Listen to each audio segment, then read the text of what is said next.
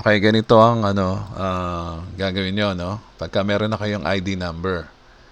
Ito ang magiging permanent invite link mo. tlcdlprelaunch.com/ yung ID number na to ay example lang, papalitan nyo to sa ID number nyo. Okay? Papalitan ng ID number nyo.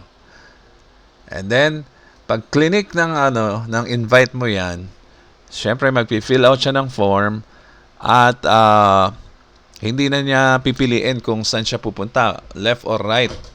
So automatic na yan ilalagay ng system sa sa organization mo. Dun sa matrix, sa binary. Okay? Dito naman ang login sa dashboard. Iba ang link dyan. https://ioffice.com/login. Ang una nyong gagawin, punta kayo sa profile/settings.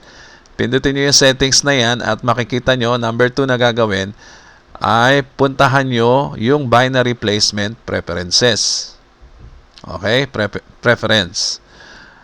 And then, just sa binary placement preference na yan, ang piliin nyo yung balance build. Kaya ako sinabing automatic na yung dito, yung papasok na invite nyo, automatic ibabalance niya kung saan merong shorter leg, dun niya ilalagay yung invite mo. Okay? Kung long sa right, short sa left siya maglalagay. Automatic na. So, i-edit nyo yan sa loob ng inyong dashboard. Okay? Dito sa profile settings na yan. So, yan ang una nyong gagawin kapag meron na kayong ID number. Salamat po.